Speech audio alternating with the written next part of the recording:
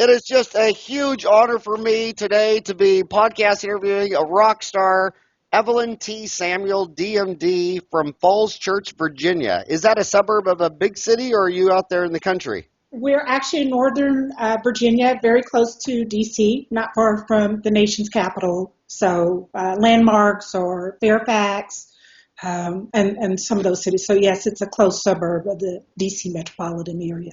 So if you don't get enough politics on TV, you can just go for a drive and drive downtown. You know what's funny? Speaking of politics, I think that's one of the reasons the show's exploding, because so many dentists are listening to this on their commute to work, and they say they're so sick of the elections already that it's all over TV, it's all over radio. They just kind of like to escape, and on their way to work, listen to this show instead of hearing politics. And it's going to get even crazier for another half year. So I think this show's going to have another half year life expectancy just from the next oncoming elections. So let me read your bio. First, let me ask you a question. Well, you're Dr. Evelyn Teague Samuel, but Teague was your maiden name. Well, here, let me read your bio first, and I'll ask you that question. Dr. Evelyn Teague Samuel is a gifted and charismatic orator connecting with people of all ages and walks of life to provide her inspirational life message and mantra of planning, perseverance, and excellence in all things. She owns and operates Teague Principles, LLC, with the express purpose of reaching and equipping youth, business professionals, and other medical practitioners with the necessary life skills, knowledge, and proven systems to succeed in any venture or calling. Serving as a personal and tangible exemplar of her message, Dr. Samuel blends real-world examples with humor, wit, and insight to stir the soul of her audience and provide new hope, renewed drive, and a world of new and promising possibilities. Her freshly published book, 100 Things I Hate/Love About Dentistry, A Professional's Guide to Efficiency, Profitability, and Sanity, is an assembly of practical vignettes. How do you say that? Vignettes designed to inspire and instruct business professionals through their everyday challenges. As an experienced businesswoman, Dr. Samuel is the owner of Evelyn F. Teague, DMD, PC. For 8 years, she did business under the name of and was the creative force behind Park Place Dentistry, a practice launched from conception with her trademark vision and fortitude. Graduating with honors from Alabama Agricultural and Mechanical University with a Bachelor's of Science degree in zoology in 1995, Dr. Samuel received her doctorate of dental medicine degree from the University of Alabama School of Dentistry in 1999. This was followed by a postdoctoral residency in advanced education general dentistry at Howard University College of Dentistry, which was named after me, Howard, Farran. And don't let anyone tell you different. Achieving her lifetime goal of becoming a dentist, Dr. Samuel set out to provide excellence within her chosen field, committing numerous hours to continuing education each year, such as advanced cosmetic and neuromuscular dental studies at the world-renowned Las Vegas Institute for Advanced Dental Studies. She is always at the forefront of new and cutting-edge technology. During her 8 years as a solo practitioner and practice owner, Dr. Samuel ran a highly efficient office, achieving record growth, productivity, an astounding 98% collection rate for services provided. Yearly statistical business analysis of Dr. Samuel's dental practice consistently revealed her business was in the top 1 percentile of comparably sized dental offices in Alabama and Georgia for efficiency, service, and performance. Even more remarkable, Dr. Samuel's business was profitable from the moment she launched it, posting 32 consecutive quarters in the black and attaining an average growth rate of 20% for each of the 8 years of her leadership. Dr. Samuel's passion for the art of dentistry, coupled with her innate and tested business savvy, makes her an entity sought after by colleagues and other business owners. Dr. Samuel simply knows what works, and she is an effective business coach, guiding and inspiring efficiency and success for professionals in dentistry, medicine, and all other business fields. A member of several dental organizations, including the ADA, the American Academy of Cosmetic Dentistry, Dr. Samuel takes great pride in enhancing smiles, changing the life of her patients, and helping colleagues to attain their ideal practices. In addition, she is a featured doctor in the book, The Art of Creating Practice Success by Dr. Bill and Carolyn Blatchford Blueprints. In her spare time, Dr. Samuel enjoys reading, traveling, exercise, and spending time with her husband James and son James III. It is just an honor to have you on the show today. Thank you so much for giving me an hour of your life today. I want to start off with the, I hate to do this because you're a woman, but it really is one of the biggest changes in dentistry in the last 30 years. When I was in dental school, most Americans, patients, dentists would say dentistry was a male profession, and now it's half female, half male. And I always feel self-conscious when I see an issue of Dental Town magazine and all the dentists are males. I hate it. I always tell Ryan I hate it when we launch 10 podcasts in a row and they're all males. And I just so think that these women in dental school need women role models, and I can't think of a greater role model than you. Do you think it used to be an all-male profession and now a more female profession? Well, absolutely. Absolutely. When I entered dental school, which was 1995, I graduated from the University of Alabama School of Dentistry. My class was one of the first classes that they had known that had so many females. And at that time, I believe we were roughly 42% female. And that was a pretty new trend. And more females are going into dentistry because it's a great profession. You can maintain your professionalism and also have a life in balance. So I think that's drawing a lot of females into our profession. Now, did you pick out your husband in dental school? Is he a dentist too? No, I did not. I met my husband later on after I completed dental school and after I established my first dental practice. My husband is actually a former fighter pilot. He flew F-15 Eagles. But when we met, I had been practicing in my practice for several years, had an established practice in Birmingham, Alabama. My husband lived in another state. So actually the whole time that we dated, we were in different states. And when we got engaged, we had to make a decision of what we were going to do with the practice. So after thinking about what we were going to do and his profession, my profession, we made the decision to sell the practice. So I sold my practice and moved to Missouri to be in the same state with him. So in Missouri, but Yes.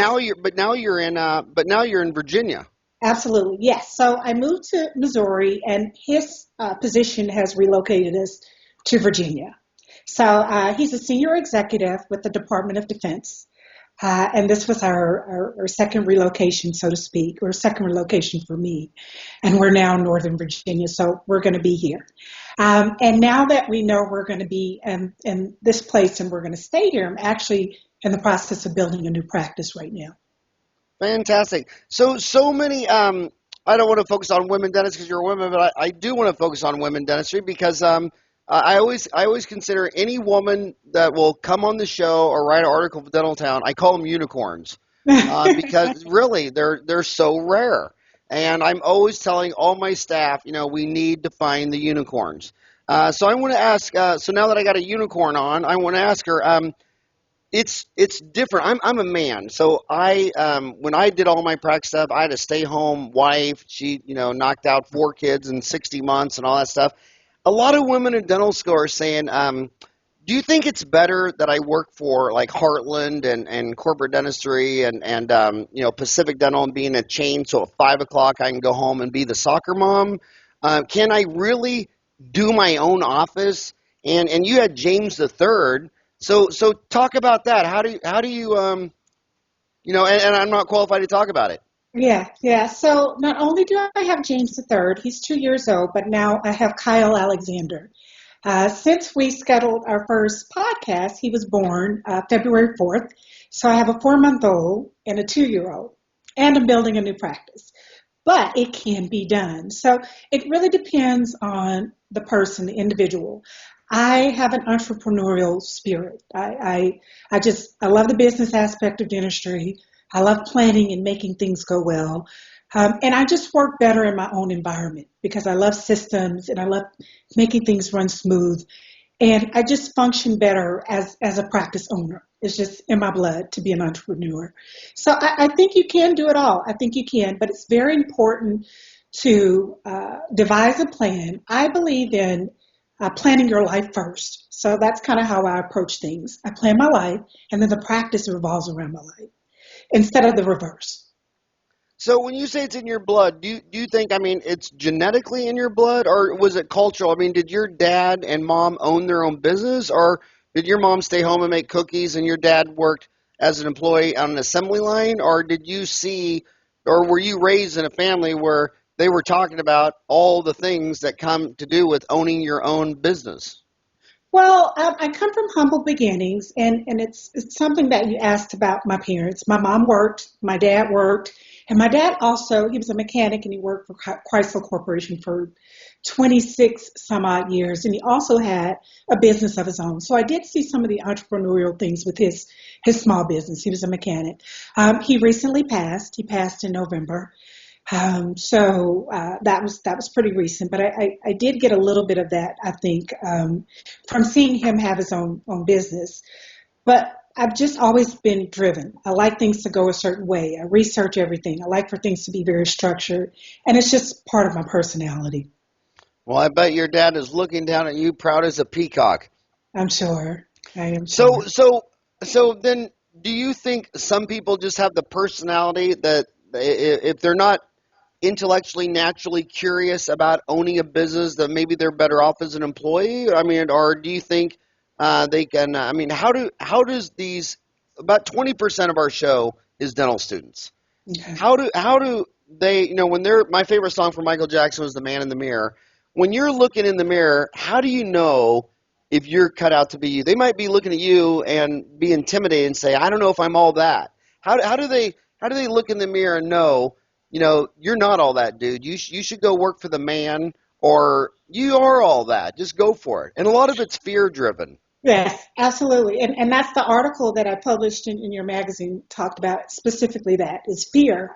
I think it just starts off with that individual's goals. They can, if you look back on your life and you look about the way you approach things. I've always been very tenacious.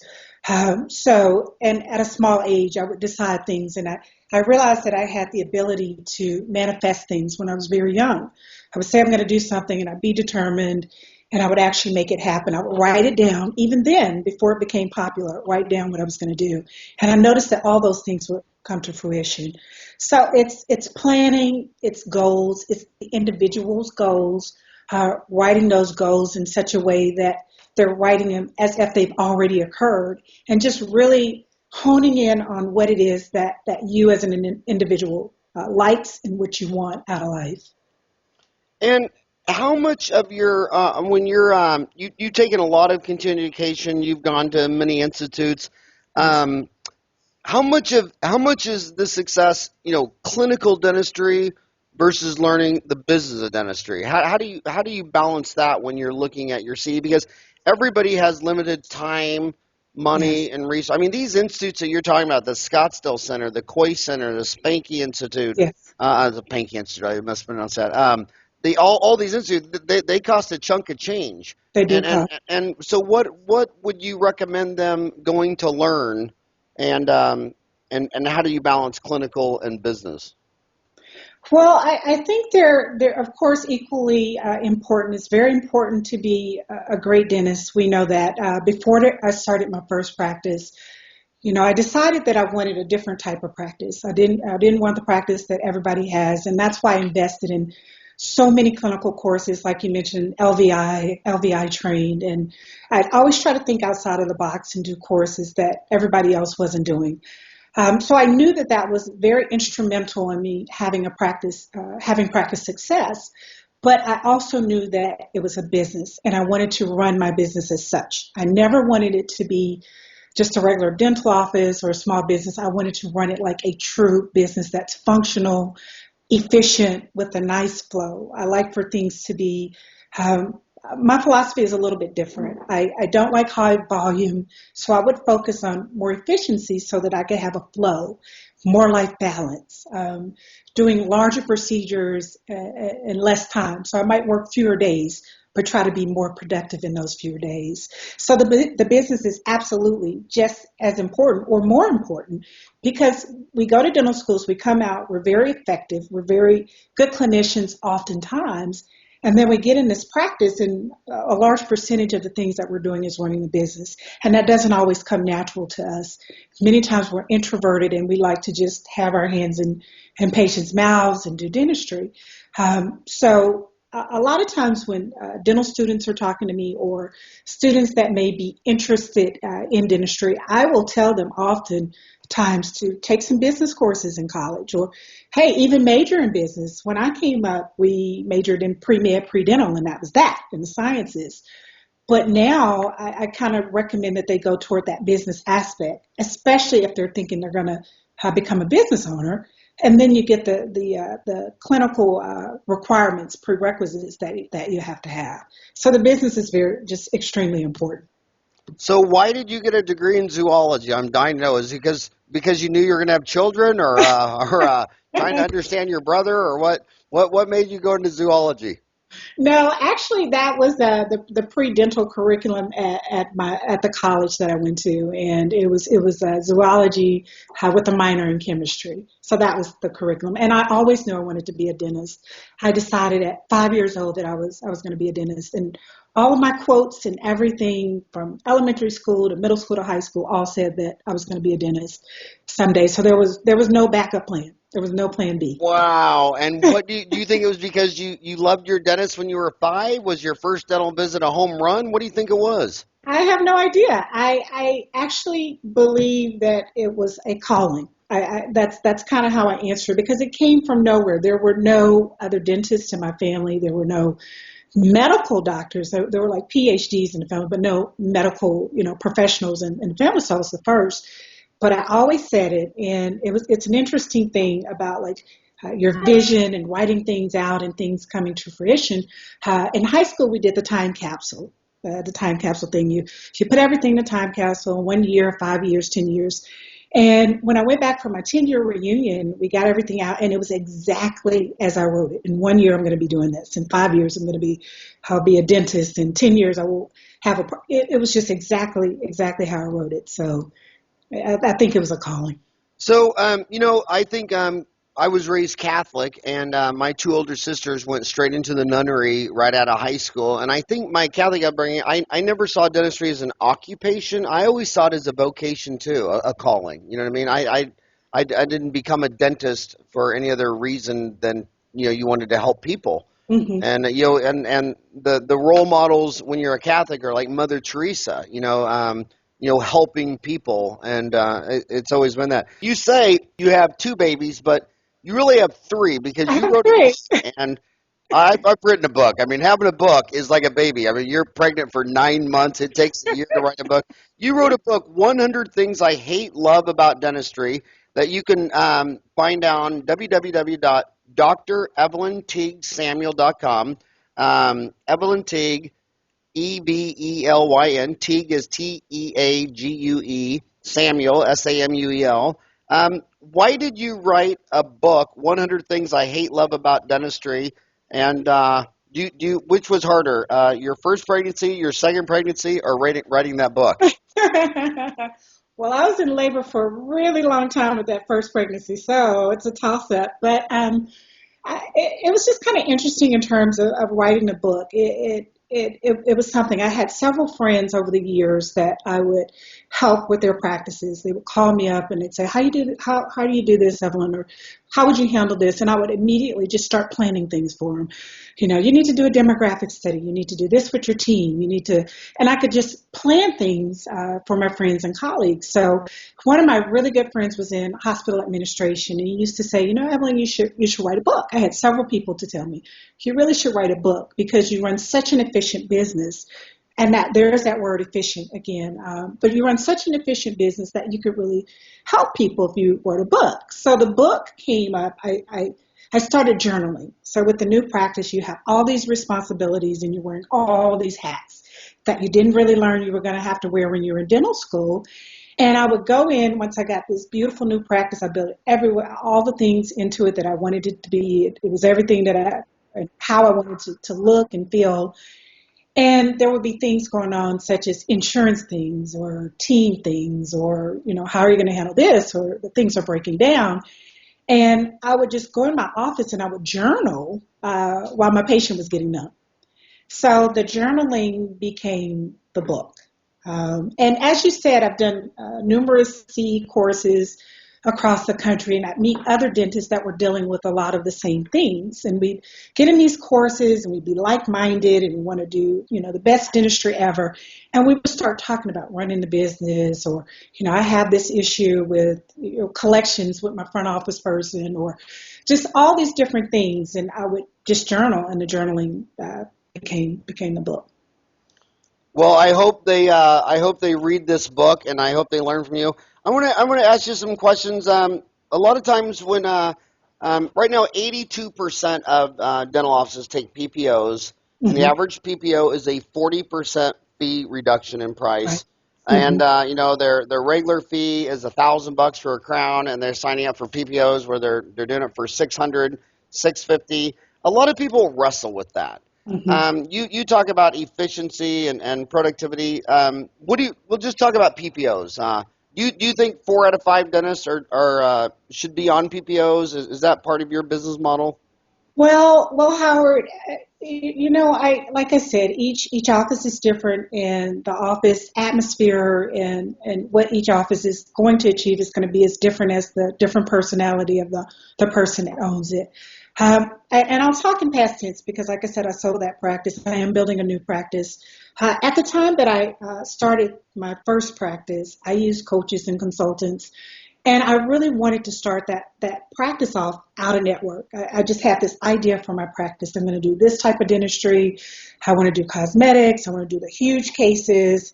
And I didn't want to accept, the PPOs. And at the time, the consultants that I was using said, we got to have people in the chair, and maybe you should start off, accepting some of the plans.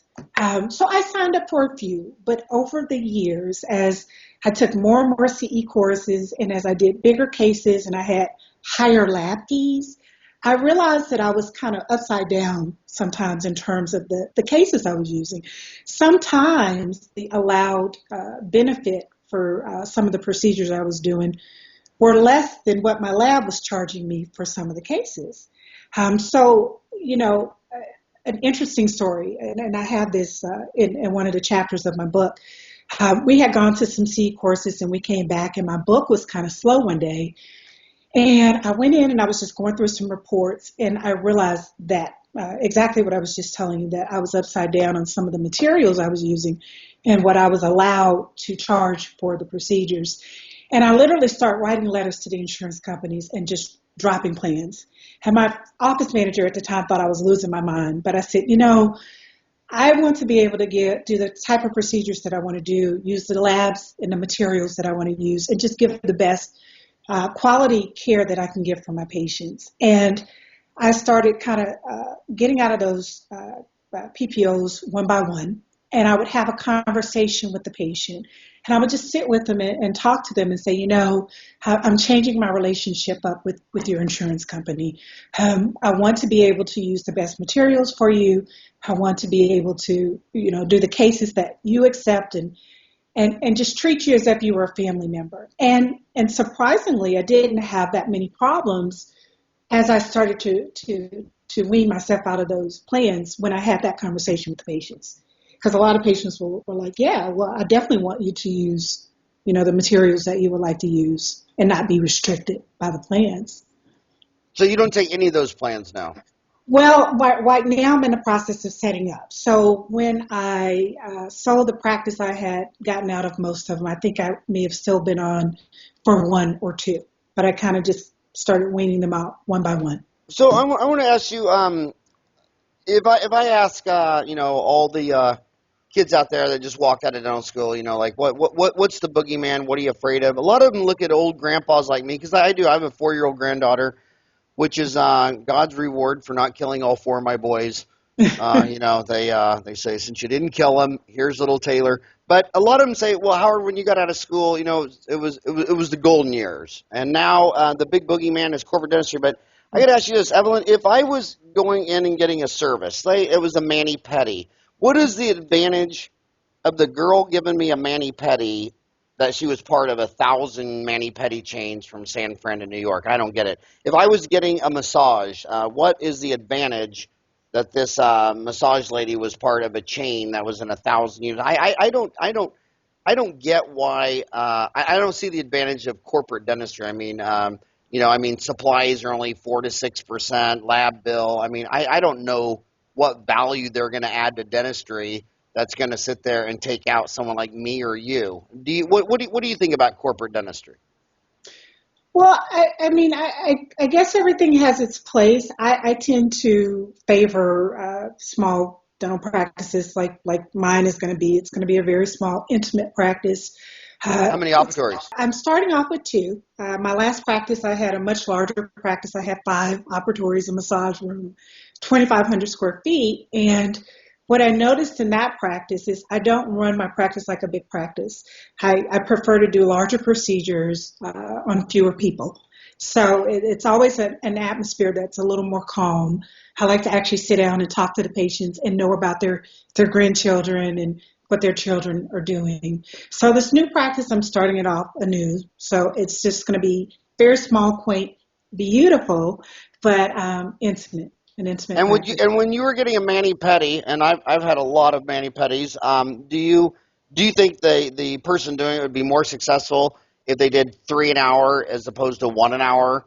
Or I don't understand why so many people think dentistry is this big corporate game of volume, running from chair to chair, Yeah. doing all the fees 40% off, and Yeah. and you didn't get 40% off your rent, mortgage, equipment, bill out, computer, insurance, student loan.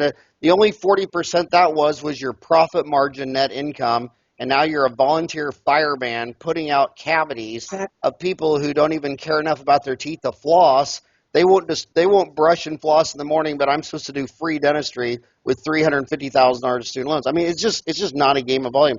My next question. I cringe when I ask this because I hate to keep picking on the fact that you're a woman, but I do get a lot of these women emails specifically to say this: Howard, you don't get it. You're a man.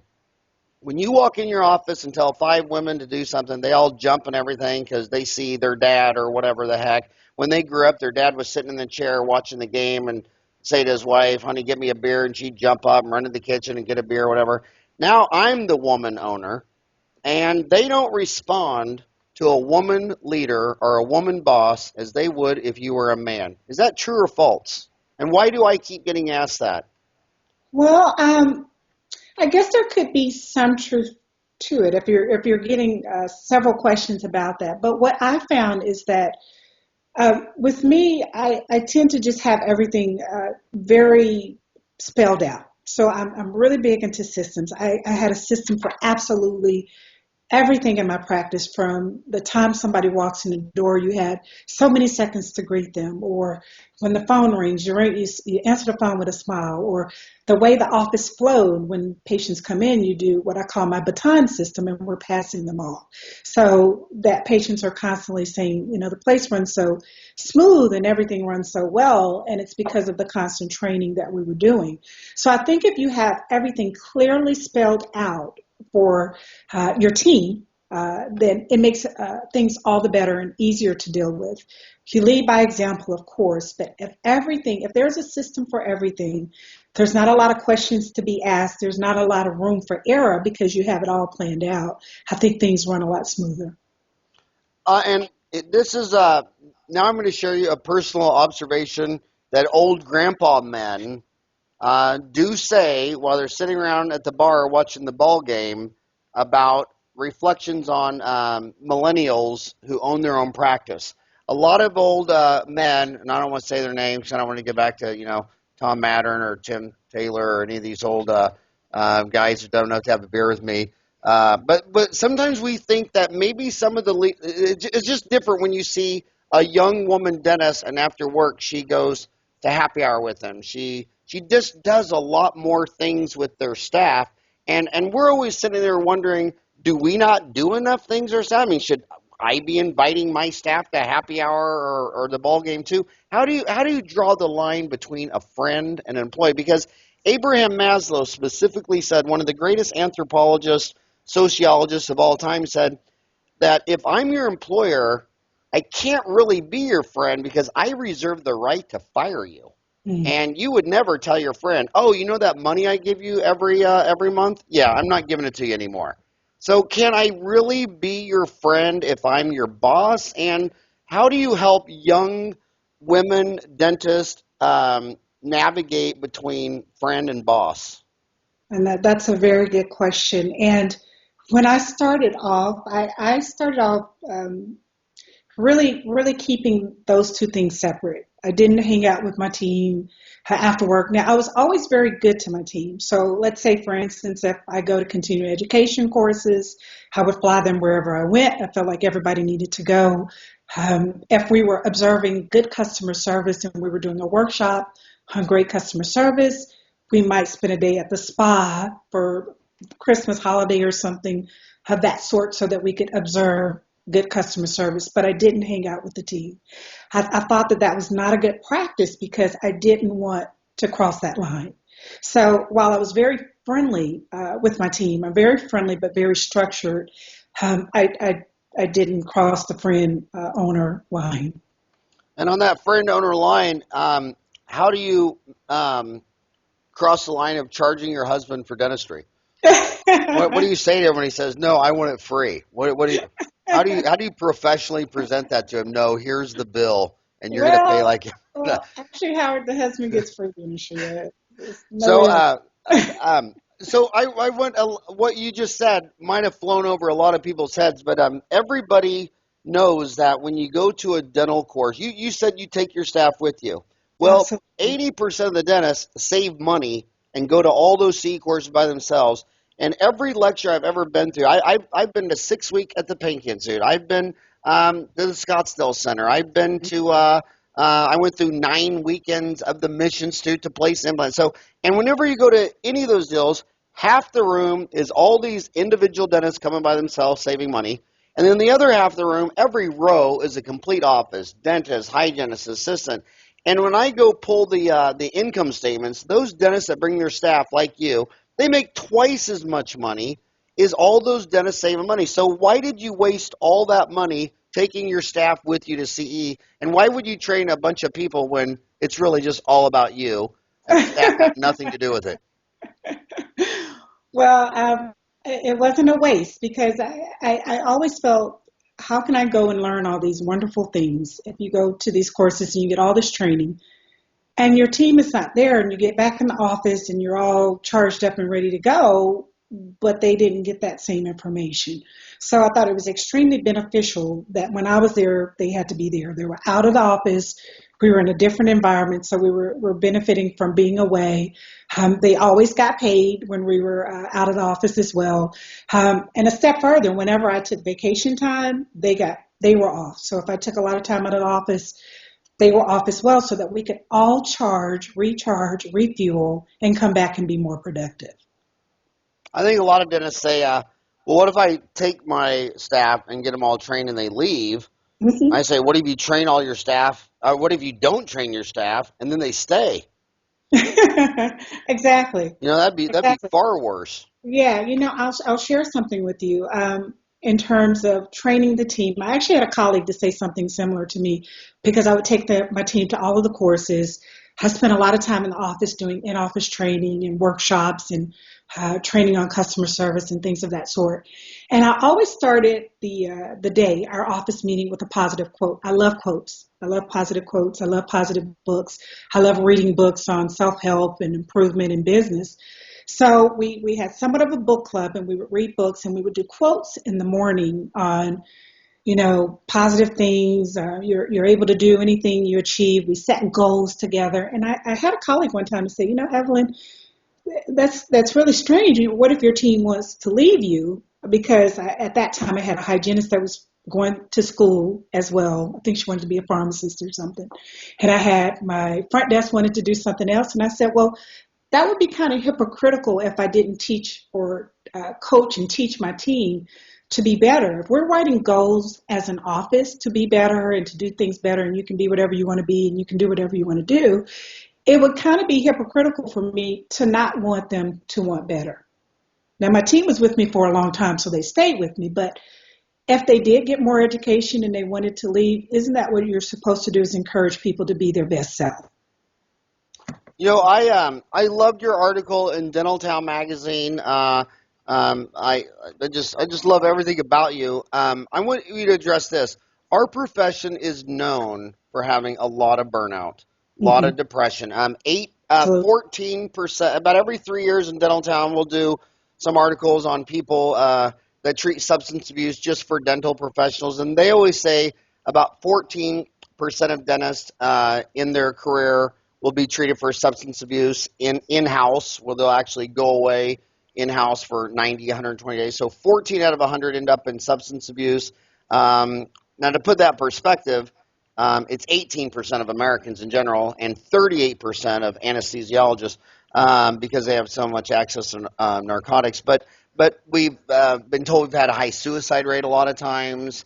How does someone like you stay so upbeat and positive? And what would you say to someone driving to work right now and she's listening to you and she's just burned out, she's fried, she hates it, she ain't happy, and then she's listening to you and you're all happy and she's like, are you on drugs or what pill are you taking? What would you say to someone listening to you that's burned out, depressed, drinking after work, just not loving it? Well, Howard, that can happen. And I'll say at one point during my dental career, I kind of felt like I was getting burned out, actually pretty early on after I started my first practice. And I remember thinking, how could this be? I've wanted to do this since I was 5. Everything that I've done, I've prepared for this my whole life. How in the world could I be feeling like this? So I got that feeling of, burnout, with all the things that go on with the practice and wearing all the hats and dealing with all the issues. And then one day I just sat back and I decided, what is it that I want to do? What is it that I want to accomplish? And like I said, I used coaches before I even opened my practice. I had a coach. And then I used a different coach that was more about life balance, because that was really important for me. I was doing really well with the practice. I was very successful, but my balance, I was just out of balance in terms of life. Doing really well, but I didn't really have time for me. It was all about doing better numbers, practicing more, it was just all wrapped up around the practice. So I took some time and I restructured, like I had mentioned to you before, doing larger procedures, taking vacation. There was a time for 9 years that I didn't take a vacation. So that was just insane because I felt like, I had all the overhead. So how can I take off? Because I have people that are dependent on me, my team members. But once I started taking the time off, once I restructured the practice, start doing things in a totally different way, I felt a lot better and much more at balance. And then I realized, at the end of the day, when it's all over, we're not going to be thinking about how much time we spend at the practice. The things that are going to be more important to you, I think, when life draws its end, is how much time you spent with your family and things that are more, beneficial to you. So I try to tell people to focus on things that make you feel better. If it's listening to music or exercising, which I love to exercise, or things of that sort, you do things that make you happy. I know that sounds simplistic, but you just do things that are going to make you feel happy. You're too young to remember that great song by Huey Lewis, I Need a New Drug. Do you remember that song? Did you ever hear that song?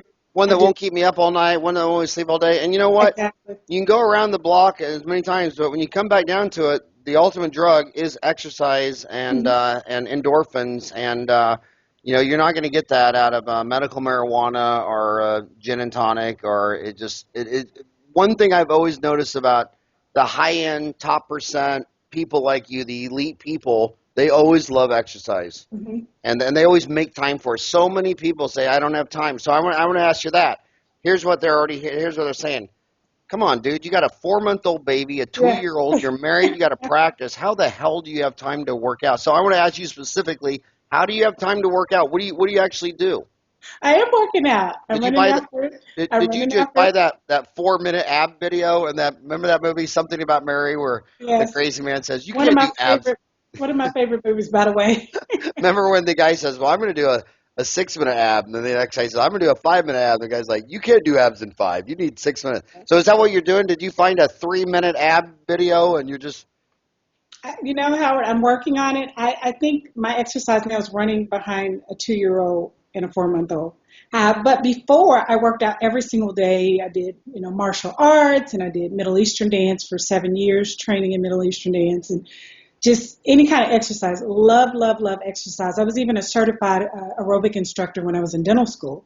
So now it is a little bit different trying to find the time to exercise like I did before, because it was such an integral part of my life. So now I'm working on that balance and figuring out how to bring it back into my schedule. Okay, one of the largest complaints with dental graduates is they say, I just came out of school, I thought this was the best dental school, but I didn't place an implant, I didn't do an Invisalign, and they're looking out there, and they got their student loan payments, they got their work-life balance, and the specific question is they want to know, what would you start first? What is the best return on investment? They're hearing learn Invisalign, they're hearing learn how to place implants, they're learning how to do CAD/CAM, CEREC dentistry. They're hearing sleep apnea. I mean, God, pick up any dental magazine. Just pick up any dental magazine as long as it says Dental Town on the cover. And no, but so where would you begin? What would be the best return on investment of time and money? What would you learn first? I mean, obviously they want to learn it all, so they're going to walk up all those stairs to the second floor. But which stair would you step on first? What would be second? What would be third? That's interesting that you asked that, because initially I had that same thought process. I took as many courses as I could because I wanted to know how things that are different, whether it was the LVI or Botox training, just trying to think outside of the box. But honestly, now when I look back, I think if you really, really have a good relationship with your patients and you're doing good bread and butter dentistry, I think you could be just as successful initially, and then add those courses as you become more established and you can afford to go to those courses. But bread and butter dentistry, great relationship with your patients, keeps them coming back. Now, I'm going to tell you this. You're not going to believe me, but I'm telling the truth. I have never done Botox. This is all natural. No one believes it. They always think you're on steroids and you've had Botox, but I'm not. I am all natural. You have such a youthful and rested butt. So I'm going to ask you another specific question. They come out of school, $350,000 in student loans, and the dental universe is saying you got to buy a $150,000 CEREC, a $100,000 CBCT, and a $100,000 laser, and they're saying, Evelyn, 3 purchases, and I just doubled my student loan debt. Can I be a rock star like Evelyn without a CAD/CAM, a CBCT, and a laser? Absolutely. Absolutely, I think so. And it's interesting because I've done this startup practice before, and I'm starting up again, and I've helped other people start practices, and you will get the people to say, you really need this, and you just can't start to practice without that, but you can, and you can do great dentistry, and like I said, as you become more established, you can add those things in the areas that you like most. So if you're someone who does a lot of endo at that point, maybe invest in some of those things, but you can absolutely start a very good and fruitful career without having all of the new bells and whistles and newest things that come out. I sometimes wonder if, Warren Buffett, who was the second richest man in America, Berkshire Hathaway, traded his way from a $1,000 loan from his dad to $56 billion. He's always says that 95% of CEOs go to work every day and just try to raise their overhead, spend money, not worrying about return on investment. Same thing with congressmen. Everybody agrees that, when you go into the government, you always think, well, if I'm going to do something and I'm going to do a good job, I need to pass a big bill that costs billions of dollars, and then they feel validated the rest of their life by saying, yeah, I'm the guy who passed this bill and spent $20 billion. So it seems like a dentist, they'll take an impression of a tooth for $18 and they'll think, I got an idea. I'll spend $30,000 and optically scan it. And then I have 7,500 labs to send it to. Now I only have 7 labs to send it to. It's just like every time they get an idea, they take a $13 impression and turn it to a $30,000 order scanner. Instead of sending it to the lab that can make it in 2 weeks, they'll say, well, I want it same day, so now I'm going to buy a $150,000 machine that every time I turn around, I got to spend several $1,000s more updating, whatever the heck. But it seems like every time they have an idea, they spend money they don't have, and their overhead goes up. Do you agree with that or disagree? I absolutely agree with that. And it's so important to keep your overhead down in terms of if you're going to be fruitful and you want profitability, you want to keep those expenses keep the expenses down and your overhead down. Successful people learn how to say no. Multi-millionaires only say no. Mm-hmm. That's what Warren Buffett quote. He's like, you talk to a billionaire, the only word they say is no. You talk to a fool, and a fool and their money will soon be part of it. They say yes to every idea, and at the end of the day, they have no money. I completely agree. So, but back, I want to ask you. You went to LVI. Do you like blood? I mean, do you pull teeth? Will you pull a teeth? Will you place an implant, or are you more the bleaching, bonding, Botox, pretty stuff? Well, I like a little bit of variety. So I absolutely love extractions. I love surgery. Of course, third molars, I'm referring that out to the oral surgeon just because it's more comfortable, for the patients. But I like a little bit of everything. Of course, my favorite thing to do is the crown and bridge of cosmetic things. But I like a balance, and I do just a little bit of everything. It keeps it interesting. Every time I go to a cosmetic dentist, they just say, when you go home, just turn out the lights. You don't need any dentistry. You don't need to bleach your teeth. Just turn out the lights, and you'll be fine. And why do you think you like cosmetics? Well, I've always liked making things beautiful. I know that sounds very simplistic, but I like making things beautiful. I like symmetry. I like to see. I'm a little bit OCD about things that are symmetrical. If I go a place and the picture is kind of off center, I'll actually go over and straighten it. But I love symmetry, and I just love making things beautiful. So I want to ask you a personal question. Since you're married, back to that work-life balance. Yes. When you go home, do you talk about root canals, fillings, and crowns with Mr. Samuel, or do you leave that at the office? How much of that do you take home and dump on your husband, or talk about that, or do you have firm boundaries? Because you've had work-life consultants, you're a personal coach. You're a life coach. Where do you draw the line? If you have a rough day at work, do you come home and vent, or do you just scream at in your car on the way home? My husband would probably say that I talk a little bit too much about work things, but I try to temper it. I try to not bring so much of it home. I try to kind of leave it there, leave it in the office. I think it's better because we all have things, and so I try to leave some of that at the office. So what do my homies find on drevelynteaguesamuel.com? You're a dental practice efficiency coach. What could you do for our listeners? I mean, what do you like to do? What could they find on their site? What do they contact you? What are you doing for other dental professionals who might be listening right now? Well, basically, a dental efficiency coach is a person that helps you become more efficient, streamline your practice. The practices are different based on the individual practice owner. And I like to hone in on what it is that each individual practice wants to do, their vision, their goals, how they want their practice to flow. Do they want more time off? Do they want more productivity?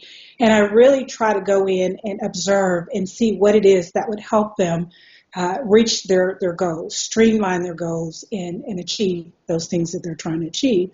So on the website, basically I have a program or tiered program, and it's for a launch program, which is if you're a new dentist or a new practice and you're launching that practice. And then there's the up and running, and this might be a practice that's already in place, but really needs some guidance on how to implement effective systems.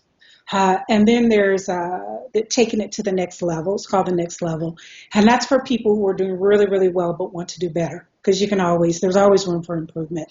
That's one of the things I always tell my team, we're forever students, and you can always learn. And then the last tier is just an ongoing thing where we're doing executive coaching calls, and we're doing monitoring of all of the systems and monitoring of the numbers just to ensure that things are going well. An ongoing maintenance sort of program. And who's your favorite type of client? I mean, there's all kinds of problems out there. Who do you work best with? What is your type of problem? I mean, is it they're about to go bankrupt and you get them to solvency, or is it like they're already doing great and want to do even greater, or what is your favorite type of client? Howard, I kind of like working with different types of clients because everybody is different, and it's really good to go in and help people solve their problems and see how the outcome turns, the outcome turns out. Interestingly enough, the new dentist seems to sometimes accept things a little bit more because they're open and they're willing to try new things, and we're just more open to trying new things and more structured types of programs. Sometimes you can find dentists that have been doing it a long time that may be a little resistant to change. Change is good, but a lot of us still deal slowly with the introduction of change. But the variety is good. Just working with different types of people and different types of client and helping them find what it is that they want to achieve. Okay, so your competition is, well, should I buy a consultant, or should I learn how to place implants, or should I learn Invisalign, or should I? One of the top selling books right now in America is Arianna Huffington's about sleep. Should I learn sleep apnea? I mean, so they're driving to work right now. I know my homies, and they're looking for a silver bullet. So they're like, really, Evelyn or Invisalign?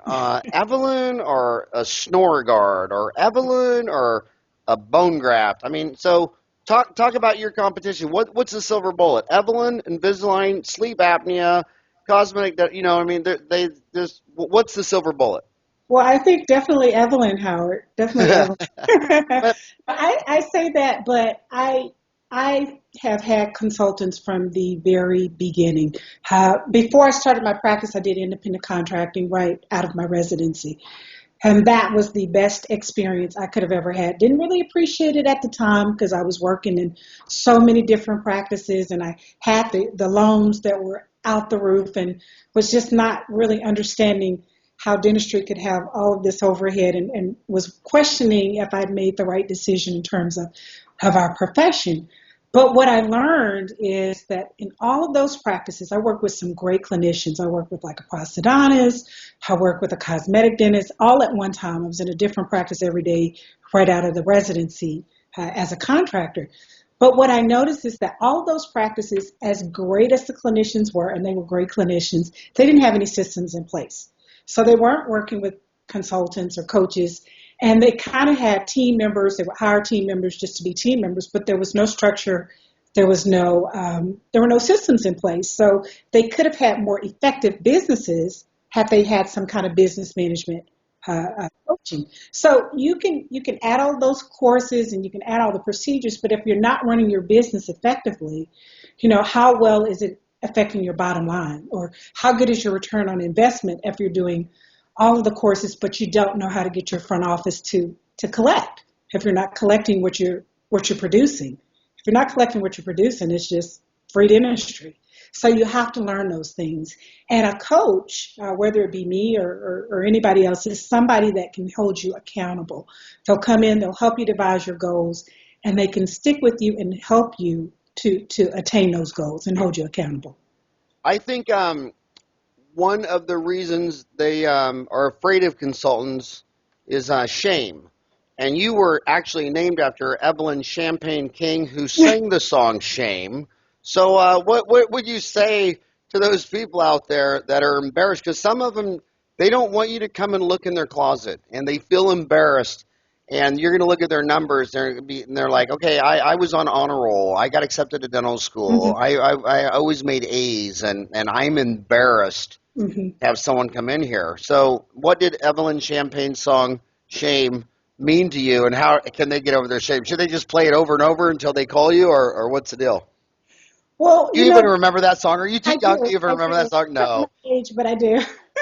So you must have had an aunt that listened to oldies when you were little, because that song was before your time. That's what it is. It was the aunt listening to it. But there shouldn't be any shame. How we went to dental school. We were trained to be dentists. We were trained to be professionals. We're very scientific people. Like I said before, we tend to be very introverted and very good at our trade craft. But most dental schools, and I still hear this from dental students, aren't being taught the business of dentistry. So there is no shame You come out of school, you open a practice, and you're a CEO of a small company. And we weren't trained to do that. And a lot of us just aren't natural business people. A lot of us don't like talking about money or talking about insurance benefits or things of that sort. So there's no shame. There should be no shame. So, it's funny because all these dentists are very up in arms. Virginia, I believe no, was it your state, Virginia, that just passed the dental therapist bill? Or was it the four state, I think it was Vermont. The V's in my mind, Vermont. It's a four state to practice, pass the dental therapist deal. Here, I can look it up real quick here.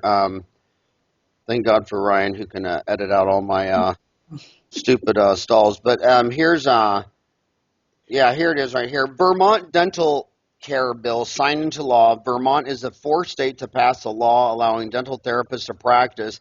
And all the dentists are in dental time like, oh my God, they only had a year of training. And I look back at my 8 years of training, and it's like 7 of it you could have flushed down the toilet. I mean, what is geometry and trig and calculus and the Krebs cycle and the periodic table and all the discussions of Sir Isaac Newton? I mean, I look back at my 8 years of college, and there was no business. I graduated, and when I went to my office, in the first Friday, I had to do payroll. They never bothered to show me Quicken or accounting or payroll or marketing, or I didn't know what my overhead was supposed to be, but man, I sure knew geometry and trig. So I look at a dental therapist and like, yeah, they probably have all the training they needed. They probably could have trained me to do what I did in 9 months if they just skipped all the geometry and trig and Krebs cycle stuff. So you're right, dental education needs to be overhauled. They need to come out. I think it's a crime that you come out of dental school $350,000 in debt, and if you bought a practice, you couldn't even read your CPA accounting deal. You couldn't even file your legal taxes to the country that you live into. You couldn't do payroll. You don't know what FICA withholding is. Like, what is wrong with these universities that still, make you learn all these things? And also, sorry to rant on this, but they'll come out of school. They'll come out of high school, and they'll tell you, I hate algebra. And they hated algebra the whole time. And when they walk out of school, they can't even get their bank statement and reconcile their bank statement. Mm-hmm. You take them to the grocery store, they can't even read the label on the food they're eating. And it's like you graduate from high school, and 90% of it is not life skills. 90% of it is because some idiot decided that it's best that you waste all your time learning geometry and trig and calculus, and then you walk out of school, and that doesn't help you solve any of your problems in life, in business, and any of that stuff. I could rant about that all day. So how do you make up for that deficit? You come out of school, you're $350,000 in debt, and you can't even do payroll on Quicken. Exactly. Other than do many courses, and in the beginning, if you are $350,000 in debt, it may be a little difficult to do lots of courses. But now we have things like Dental Town, where the new students can go on and just it's a free place that they can go to and learn things and listen to these wonderful podcasts. And didn't really have those when I was coming out of school. And I would just suggest reading lots of books on business. Just read as many books as you can on running business and customer service. That's so very important. The customer service and just streamlining your practice and your business, the practice of dentistry. And that's why I'm so committed to these daily podcasts, and because with the internet, I can go around the world and get rock stars like you and deliver it to them on their iPhone in their car while they're multitasking, driving to work. But my other advice is, you hear a lot of class warfare on TV, and they talk about these rich people like they're evil monsters, but people don't realize that if you're an American and you're worth $100 million, they always think it's some industrial man that owns a big factory. No, it's always a widow. It's like an 80-year-old woman. Her rock star industrialist husband died of a heart attack 20 years ago because he had no work-life balance. And she sold the company, put it in bonds, and now it's accumulated to $100 million. I mean, it's something like 94% are 80-year-old widow ladies. And that's what all these young boys in dental school got to remember. They need to find one of them 84-year-old women with $100 million. She's not going to live that long. And could you imagine just walking out of school marrying an 84-year-old woman and 6 months later you're a bachelor with $100 million. Do you think that's the best ticket? No, I can't say that. I can't say that I advise that. You'd keep Samuel and not go for that 85-year-old man worth $100 million. Samuel, he's really. I keep James. He's really good. Well, you know, if you lived in a nursing home, after a while, you can't smell that smell in there anyway. You know, you just get used to it. But hey, Evelyn, you're a rock star. How do my homies get a hold of you? What if they want to talk to you? What if they want you to be their life coach? Would you recommend they go to drevelynteaguesamuel.com? How do they contact you? Yes, absolutely. They can visit my website, which you mentioned. It's drevelynteaguesamuel.com, or I can be emailed at info@drevelynteaguesamuel.com. The number on there is 314-669-5958. They can also get my book on my personal website. It is also available on Amazon and barnesandnoble.com as well. Okay, well, again, I'm your biggest fan. I love you, I adore you, and thank you so much for all that you do for dentistry. And on behalf of my 4 boys, good luck with your 2 little ones, because that's, at the end of the day, that's all that matters. Thank you so much, Howard. I enjoyed being here. I'm so honored that you would ask me to be on the show. Okay. Thank you, Ryan, too. Thanks a lot, Evelyn. Have a rockin' hot day.